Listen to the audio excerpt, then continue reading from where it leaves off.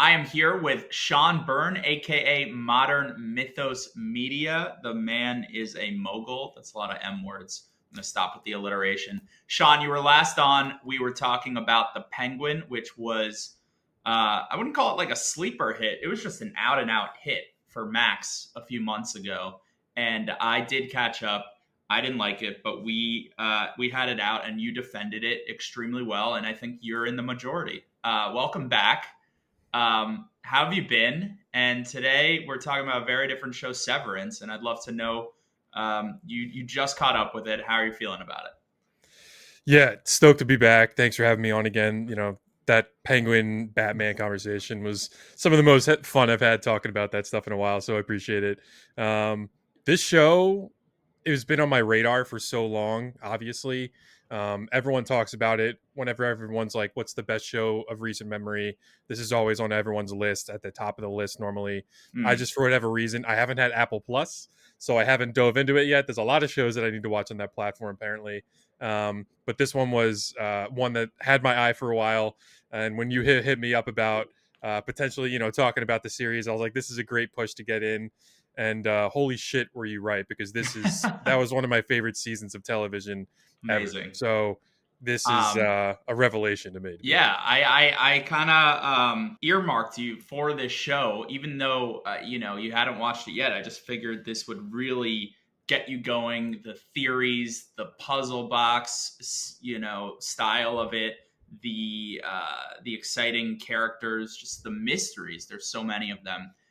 It needed deep diving with a proper guy who's a real scuba diver of television, per se. We're very different. I waited 3 years for this show. It premiered back in 2022. It is now 2025, and that is a 3 year gap between just two seasons of TV, which was perturbing, upsetting, stressful. And then like the stages of grief, I was kind of just like angry at a certain point, like, fuck this show, it ain't coming back. And that's so silly because I did love it at the time, and I did rewatch it in the past couple weeks and was happy to. And now, of course, I'm happy that it's back. But you are like, I'm an outie. I'm jaded. You're an innie. You're fresh faced. You're Hell ready. yeah. You're ready for this world. What was it like to be, coming to this so recently? With that open mindset, I guess.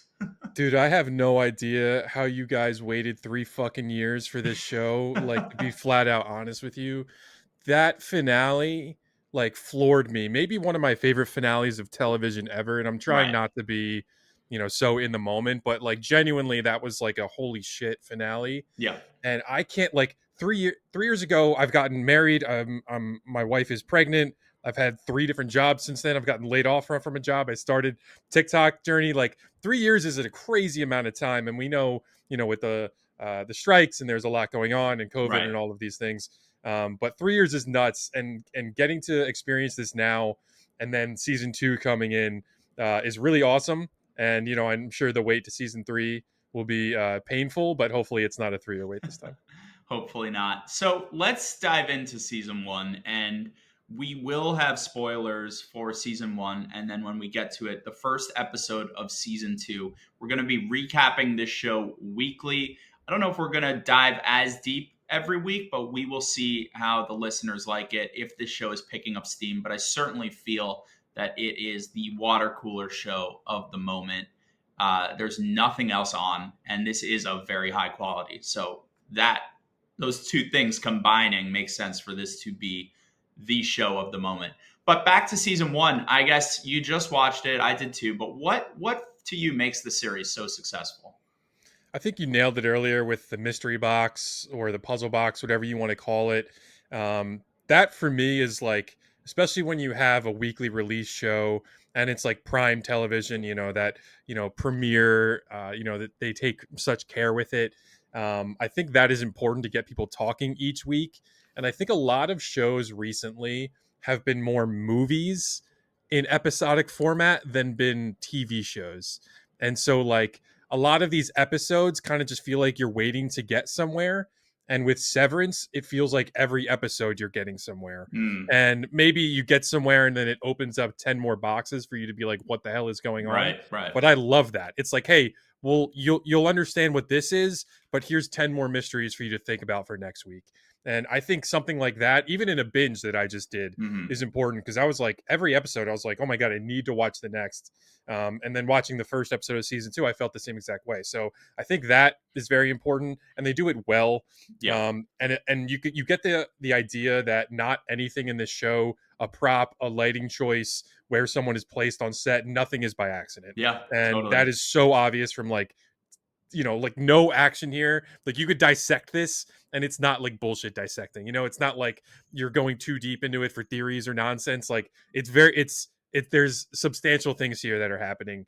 And I love when clues are there and you can go back and watch a season and see things, be like, oh, now I see Yeah, it with a different light. So I love that. And then the performances yeah. obviously have all been fantastic. I So think that's what kind of where I you're go. what you're kind of hitting on is the fact that this show scratches that Lost itch. I don't know if you were a Lost fan, but the theories, the Easter eggs, the red herrings. By the way, shout out David Lynch, who just passed away, but he really pioneered this with Twin Peaks. And as I'm reading about him and his passing and Twin Peaks and how it was received back at the time, it generated this kind of intense participatory fandom that then carried over to Lost. And it feels like Severance has that mantle right now. And that is really fun. And that, it's so, Severance has so many influences from, Playtime, from Jacques Tati to Terry Gilliam's Brazil to Office Space. But I think Twin Peaks is definitely part of the language and the feeling of this show. So shout out to that. I don't know why or how this went out of style. Maybe it's just so hard to do to make TV like this. But I think about Netflix and how, these exposés and reports come out of their execs telling the showrunners to dumb things down because of second Horrible, screening. Second horrible. screening is what it sounds like. It means that you have the TV on while you're cooking or folding laundry or stuff, and so the characters are being written to say things that let you know what's happening in the plot, so you can keep doing what you're doing and be like, oh, okay, Lindsay Lohan's like going to this place now in this Irish Wish movie or whatever. Yep. Um, I'm just getting angry, so I'm going to stop talking about that because that's not what we're talking about. We're talking about Severance, which is so the opposite, which requires you to have your eyes glued to the screen for every second, like you're saying, because of any like I'll mention something later in the episode, but like it is a split second that you need to pick up, and if you don't, you just miss something important. And that kind of active viewing is so exciting and like really bucking a trend in the right way right now.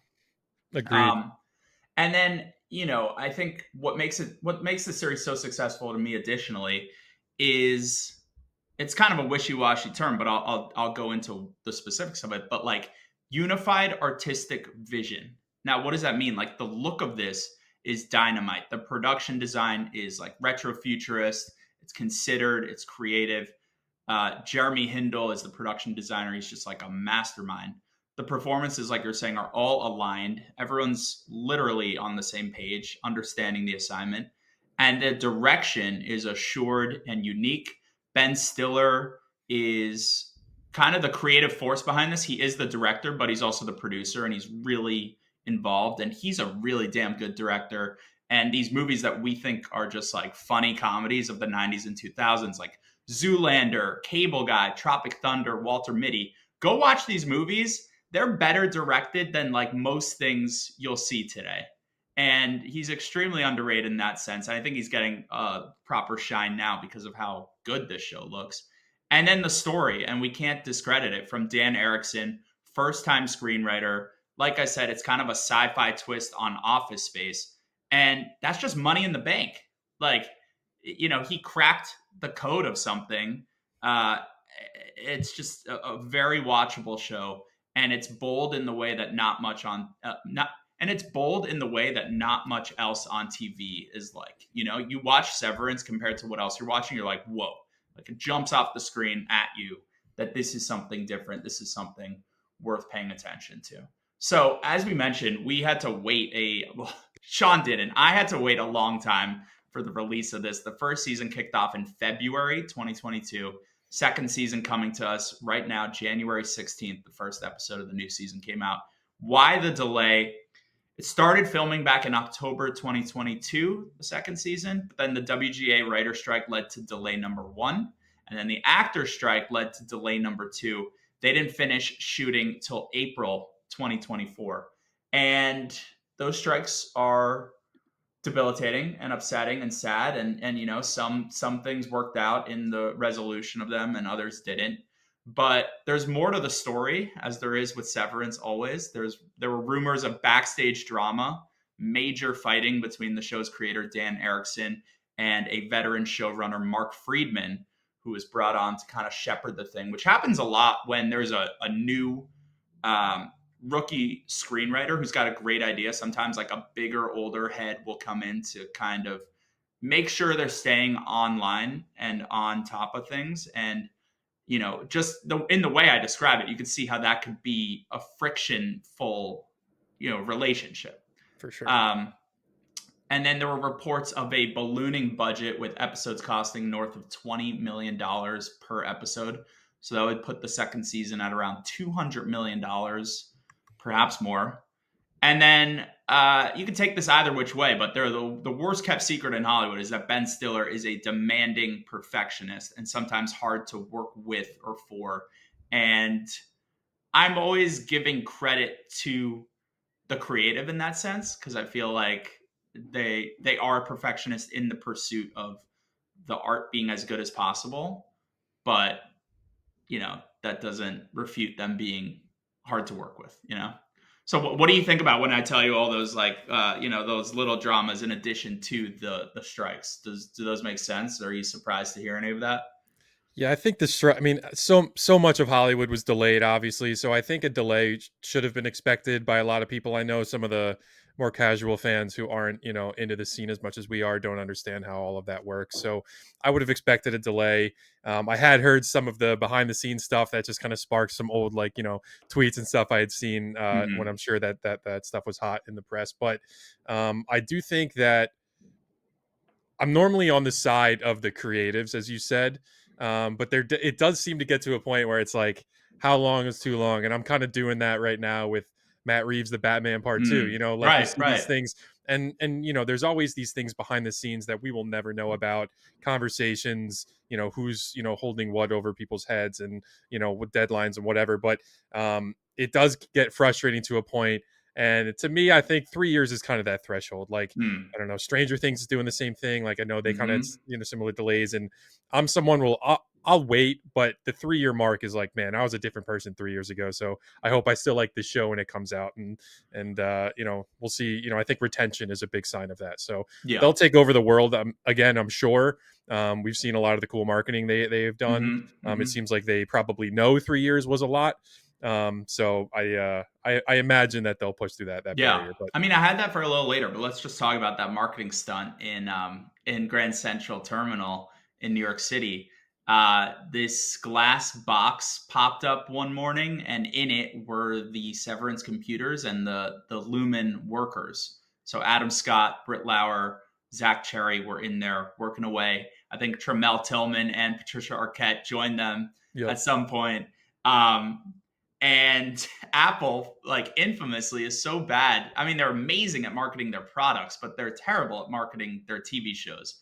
And this felt like they really threw their weight around and pulled off something that rivals what they do for the iPhone or the iMac, but never for their shows. I think they smelled a winner and knew that the people needed to be thrown a bone a bit, and And it I worked. think I thought it was so viral. I mean, it was amazing. it was awesome. It's awesome because it was the real cast in there. Like Yeah, they could have easily just done like fake yeah, yeah. Lumen. You know what I mean? And that would have worked too. I think like people Right, would have gotten a right. kick out of that. But I also think it adds to it where it's Grand Central, where everyone's going to a corporate office, man. Like Right. Good everyone's point. in there Yeah, going to yeah. work, and so like this whole, so many people can relate to this show in a way of that, like, the boss is being ridiculous, and you have like all these corporate nonsense being held over your head, or they're dangling like pizza parties in front of you, or whatever Yeah, for yeah, hitting yeah. quota. And so I think like there's so many layers to this, where it's like, not only like, you saw the awesome marketing for like House of the Dragon and shit like that, but like something like this that feels tangible, that like, yeah, it's a mystery box element, but you also have the relatable side of it. Like, oh, I'm going to work right now and I see these, Right, right. drones sitting in this class. I don't know. I just thought the whole thing was really cool. Yeah, it is. It's modern. It's cool. It's different. Um, and that fits in line with the show. Um, so let's turn our attention to season two. And I guess I want to ask you before we talk about this first episode, what are you hoping to see out of the season to be satisfied? It's a really That's a hard question. yeah, really, really tough question, especially in a show like this, right? Yeah. And I think a lot of people would sit here and be like, I need to know what they're doing. I need to know Right. what Right. Lumen's up Right. to. Um, I have my theories that we'll talk about later, but I don't really think I want to know yet. Like, I Hmm. don't know how many I'm with seasons you. they have planned for this. I don't know if if they came out and said, "Hey, I think They we have said 5 they seasons." know the ending and how it'll end. They don't know how many seasons till it gets there. Okay, and I think I saw that they were working on season 3 already. So, Hmm. I don't really want to know yet. I trust this team after one season to, if they do tell us that they'll have even crazier shit to pop up soon after. So I kind of just want to keep unloading this. And one of the more shocking things to me when watching this is I thought this was going to be an internal office thing, and kind of like the normal life versus the Hmm. any life. Hmm. And I was stunned when I found out that like the outside world knows about Totally. Severance, and like Totally. I was like, wait a minute, and like it's like in government and Yeah, politics, yeah, and yeah. I was like, oh, this is way bit fucking bigger than I That's thought this was gonna be. literally the first thing I had written. So I am like you. Like I am in a full like let the showrunners and the creators do whatever they think is best for the story and the characters. I'm very bad with predictions. And so my hopes weren't specific about like what are the baby goats up to.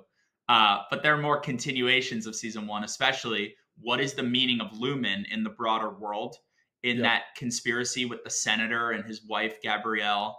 What is the emotional journey of Mark's innie and outie, and just continuing the humanity of it? Because the fear for me, a bit, is what the show threads the needle on so well is like being the mystery box puzzle show, but also being about characters. And I just don't want this show to tip too far into the puzzle box, because that would be exciting for many fans, but maybe lessen the quality of the story and the characters. So I want the humanity of it to continue.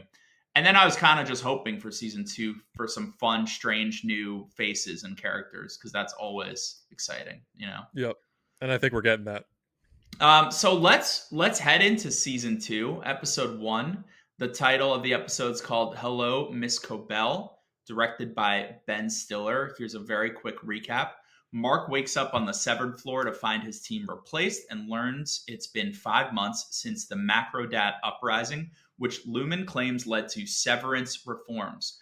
Milchick, now in charge, reunites Mark with Dylan, Helly, and Irv, offering them a choice to leave permanently or stay under new policies. And as tensions rise over secrets and heartbreak, the team resumes work, with Mark discovering his latest file might involve Miss Casey. So, Sean, I kind of want to just walk chronologically through the episode, and hopefully through that hit on what worked for us and maybe what didn't. Yep. And the episode opens with this like jazzy mambo playing as Mark is just sprinting through the halls, any Mark, and he's looking for Miss Casey. He's just had this revelation that is his Audi's wife. And he can't find her because the wellness room has been boarded up. And he that's not the only thing that's disorienting.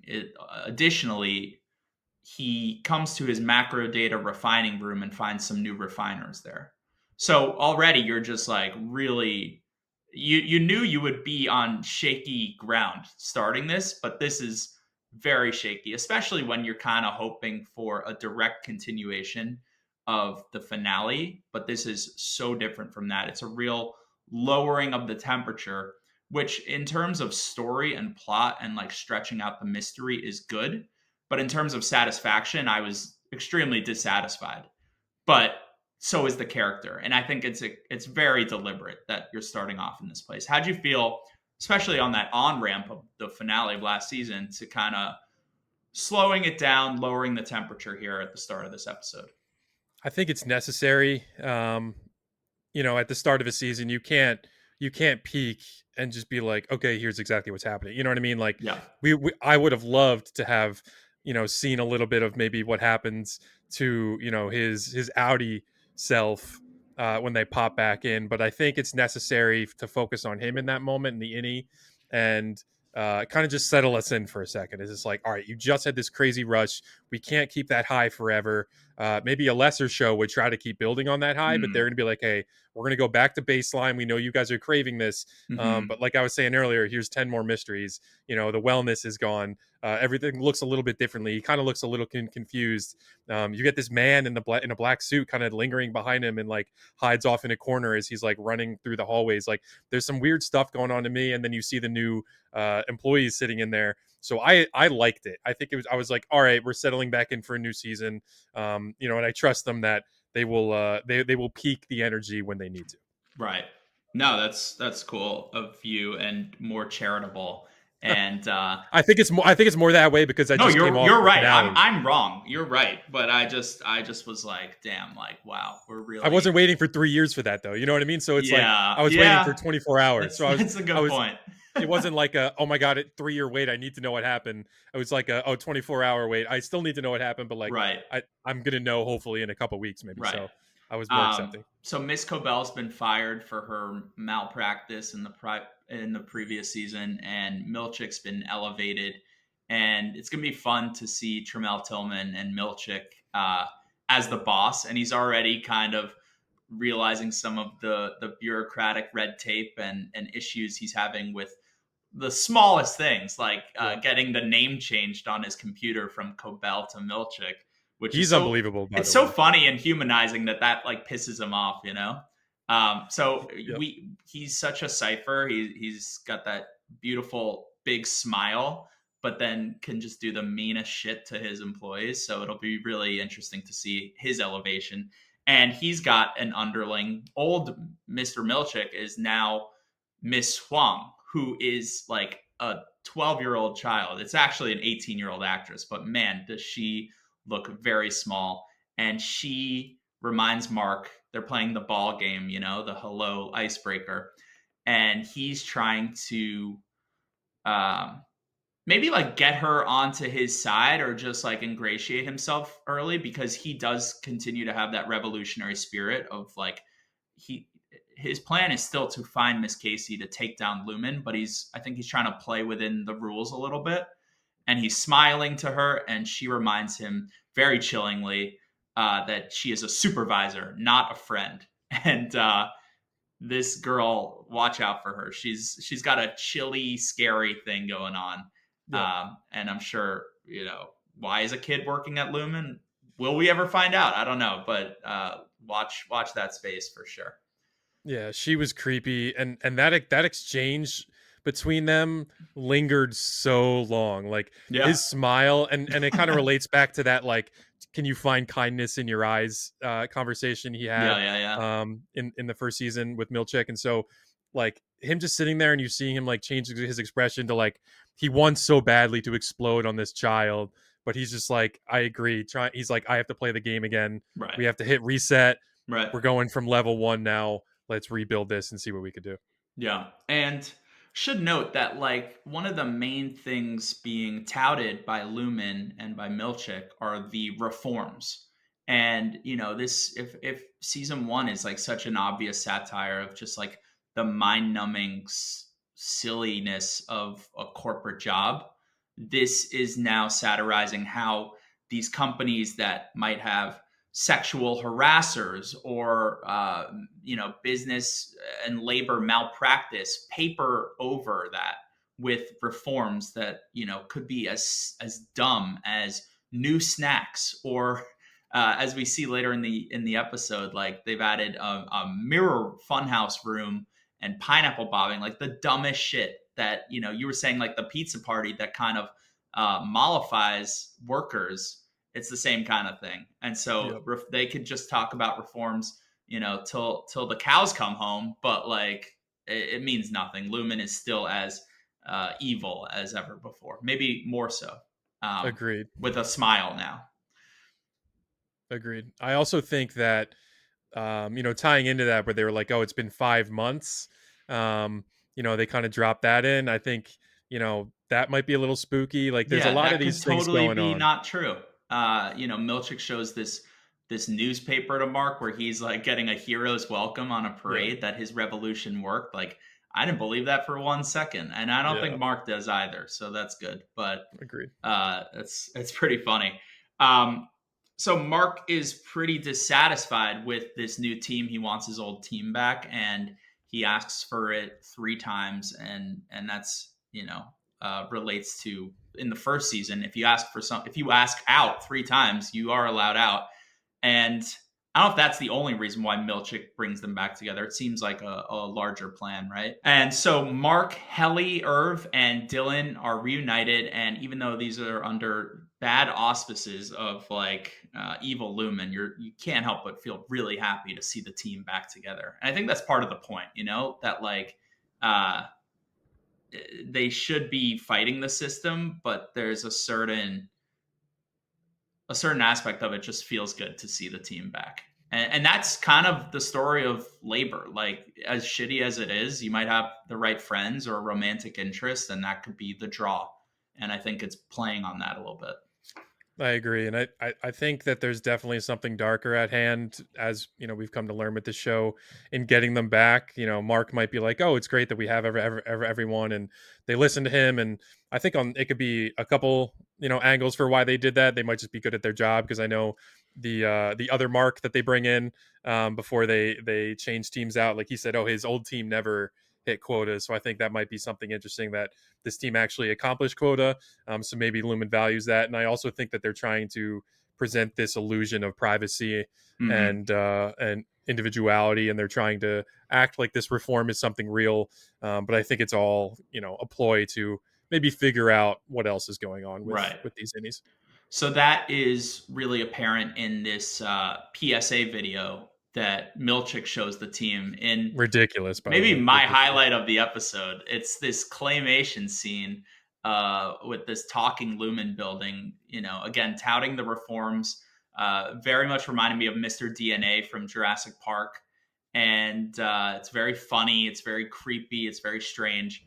There's hints at some things we might see later in the season. Like, the mirror room does not sound like a perk. It sounds like a terrifying And he place was to be. crying in that, right? Yeah, Like, you yeah. saw like all these things. They were like, "Look how cool these are," and then they showed the claymation of them like not looking fun. So Yeah, and that's in this like very futuristic room. Milchick leaves. The four have a chance to confab together, and it's the first time they get to speak. They think privately about what happened to them when the switch was flipped, and they got to be their outies for a moment. And Mark tells the truth. Irv is pretty reticent to share what happened to him and Bert because it's just sad. It's not so shocking, but it's pretty sad romantically. And then Helly most notably lies and says that she saw a nature documentary in her apartment. Irv is pretty suspicious about her story about a night gardener, and I was pretty disappointed that she lied, because my first reaction is, these are her friends. This is such a trusted group. Like, it should be all truthfulness with them. But if you dig a little deeper, maybe she's lying. She's lying about being Helena Egan, the scion, the daughter of Keir Egan, or her father's like the CEO of the company. And it's maybe the mystery we want to know more about the most, how her storyline is going in the Audi world. But on one hand, you're like, okay, she's embarrassed to tell the friends that she is part of this villainous Egan tribe. That's the first obvious reading. The less obvious is that potentially this is not any Helly that's come back. This is Audi Helly on a mission to basically deceive and upend what these innies are planning next. and it's a real nefarious mission. Do you see that reading? Do you think that's possible? Because I think it is. It started with Helly wouldn't lie to her friends, and then realizing maybe this isn't Helly. You know?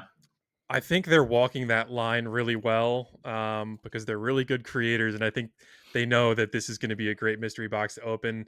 I'm really struggling with which side of the fence I'm falling on this one for now, Mm-hmm.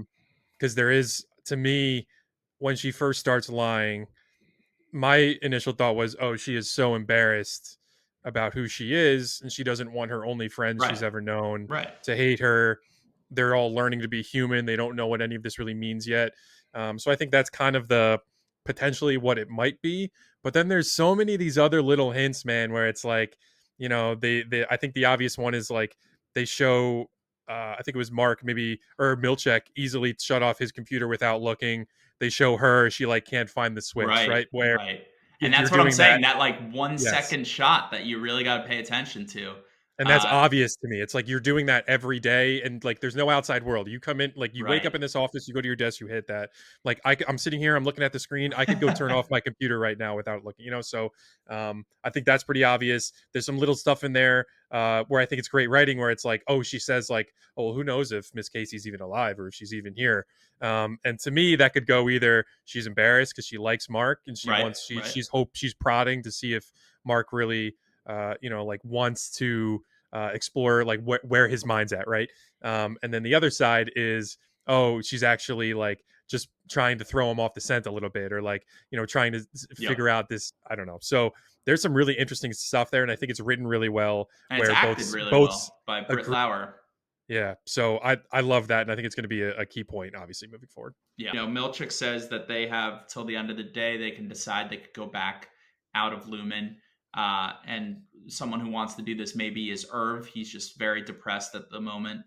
And Dylan convinces him in a pretty touching scene of friendship. And then Dylan kind of gets plied by Milchik, who's hinting to him this Audi visitation site, uh, which is Milchik trying to kind of sow division between the ranks, which is a classic move from labor officials, Yeah, and bosses to just like play everyone kind of against each other. So I'm sure that's going to continue. agreed. Um, but then they wrap the episode wraps with them at their desks, and it feels good. And it feels good for them. It feels good for the viewer. Never mind that like there's so much darkness under the surface that we will find out about, and that Lumen, everyone should be like thousands of miles away from Lumen. It doesn't matter because like the friends are back and they're working. And like I think a major thing to watch is how much are they going to be continuing the mission of trying to take down Lumen um, versus being pacified by the perks, by the reforms, by the company putting them back together, and by Milchik and others trying to sow division within the ranks. So I think that's going to be the major, um, you know, tug of war, I guess, in the season. I agree. I think the division between the ranks is like an obvious season 2 move that like I've seen other shows do. That doesn't mean that it's cliche or bad. Right. I just think that it was such a feel good story of these innies figuring out who they are to like accomplishing greatness essentially, and teamwork and sharing everything with each other. Mm-hmm. And now they're starting to have secrets like humans do, and they're starting to become more human, That's a and what great comes point. with that Yeah. are the negative sides of it. And you're all starting to have these different motives, and you have the singular focus, but they all have interests now outside of this office. Right. And so you have the families, you have the secrets they all have. So I think it's very very interesting. And I think so many of these mysteries with the literally underneath the surface stuff is going to be harder to get to, and we're going to see that when they don't have this unified focus. Right. I love that. That's it for the episode. Before we move on to episode 2 and moving ahead, anything else you want to say about it? I think there's a couple really interesting things to me. Um, the elevator and Irv painting the elevator over and over again, to Mm-hmm. me, that was like very off putting in like a great way, like Scary. Yeah. scary, like the way they present that. And I love how so in the first season I thought that Irv, maybe his chip was malfunctioning or something, Mm, right? Like I thought that the black ooze was kind of like the physical representation of that, of like his mind kind of fading, the chip dying. He's hmm the oldest one in that office, it seems. So besides Bird, or oldest one on their team. And so to me, I was like, oh, that's what's happening. And then you get introduced to the elevator paintings, and there's dozens of them, and he's obsessed with it. And you can see he's obsessed with Lumen. You kind of see some of these other files that his Audi is keeping, hmm and then you see that with Miss Casey. And so to me, Right. that is so obviously the most intriguing thing to me about this show. It looks like literal hell. Right. You There's know, lots of elevators in this, but they usually go up or down, and yep. it's just your normal work elevator. This is something darker. It's got a big red down arrow on it, and we see Miss Casey going on it at the end of last season. Maybe she's being killed or retired or whatever. So that's another subterranean floor that I'm sure we will get to this season. I I think, and I'm sure there's been so much about this. It's funny. I can't believe I haven't seen spoilers for 3 years of this. It's so funny, but like I don't know if they're cloning people. I don't know if they're able to bring people back from the dead. hmm I think there's so much to be said about what the projects are that they're actually working on, and these numbers. I think it probably has to do something with like genetic code. hmm I think they have an angle of maybe they're rebuilding people who are almost dead, and they're able to put these pieces back together and potentially make them whole. And I don't know if Right. they're all working on people that they had a direct relationship with at some point. Like it seems, because it seems like Mark's directly working on his wife's file. So Yeah, so um, let's pause there and talk about that because that's what I had as a prediction moving ahead. There's this final flash on Mark's file, Cold Harbor, and he's doing his usual things of like sorting numbers, but then it flashes on what he's working on, and it's this page with these it's this page with stats and figures and statistics and Miss Casey's face. And so we don't know what's going on, but we know that Cold Harbor and the file does have some connection to Miss Casey. Is it wiping her memories? Is it saving them? The work is mysterious and important, as they say. And in season one, I think the joke was like, what they're doing means nothing. It's just them being distracted, but maybe it is being applied towards something, like you're I, saying. I agree. Yeah, I think there's something. I don't know. I feel like it's going to be something deeper than just, oh, they're cloning people, or oh, they're whatever. Like it's going to have some crazy, metaphor with like the perfect workforce. And I'm sure they're trying to do something with Kier. And we've Cure, seen some of right? the paintings change, and who knows, they're obsessed. And we've seen some of the religious symbolism here, and the cultism almost. hmm And I could see them, maybe we can resurrect Kier with this. And like there's so many crazy rabbit holes you can go down. And it's I can't wait to kind of just watch like 30 YouTube videos, and satisfy my mind with all these Yeah. theories.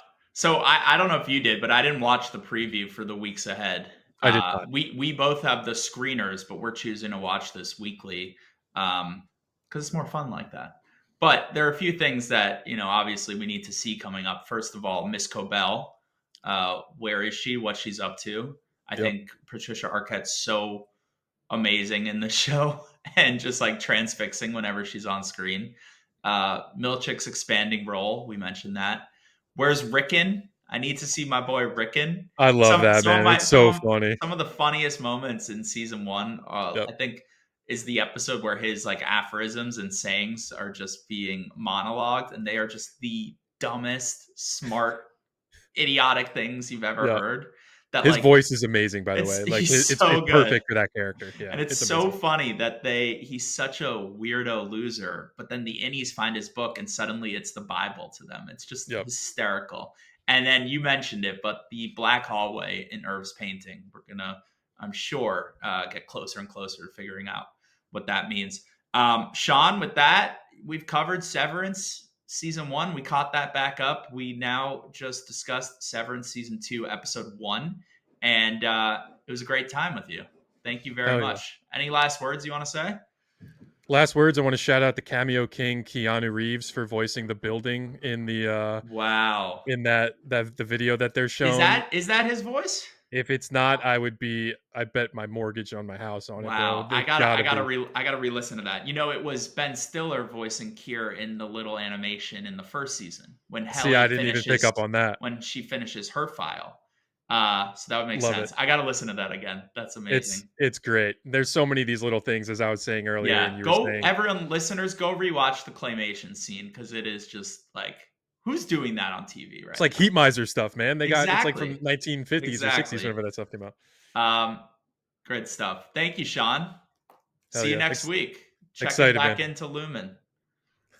Back to work. All right.